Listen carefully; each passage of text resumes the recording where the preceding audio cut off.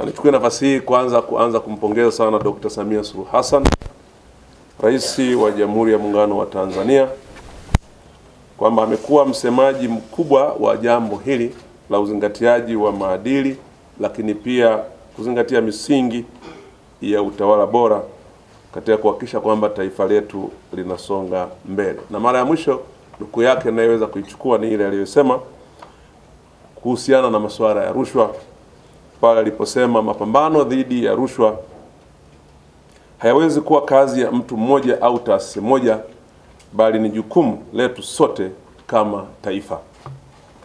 Kwa hiyo uzinduzi wa mashirikiano haya ya taasisi ya elimu ya juu, Chuo cha Wasibu Arusha na Sekretarieti ya maadili ya viongozi wa umma unaenda kuleta mwamko mpya wa watu wengi zaidi kufahamu na kuelewa swala maadili na utawala bora, wakiwa bado hawajashika nafasi katika utawala au uongozi wa umma. Lakini pia tunapozungumza uongozi wa umma tunazungumza both public sector and private sector. Kwa hiyo niwapongeze katika mwelekeo huu wa kutekeleza mpango wa mkakati wa taifa wa rushwa awamu ya 4, lakini pia kutekeleza malengo ya chama chetu, Chama cha Mapinduzi, katika ilani ya uchaguzi. Hili litasaidia sana kusukuma ajenda hii ili tuweze kufikia malengo tuliyokusudia. Kwa hiyo nawapongezeni sana kuamua kufanya jambo hili.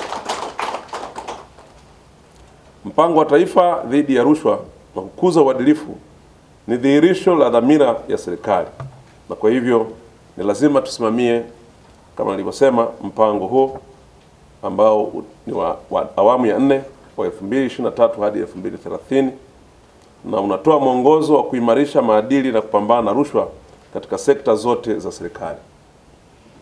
Aidha, watumishi wa umma wana jukumu kubwa katika utekelezaji wa mpango huu kwa kuhakikisha wanazingatia maadili, wanawajibika kwa umma na wanazuia mianya ya rushwa katika maeneo yao ya kazi. Mafunzo kama haya ni sehemu ya mkakati wa kitaifa wa kuhakikisha kuwa kila mtumishi wa umma anakuwa chachu ya uadilifu na uwajibikaji katika utendaji wa majukumu yake. Ndugu washiriki, uadilifu katika uongozi wa umma ni nguzo muhimu ya maendeleo ya taifa letu.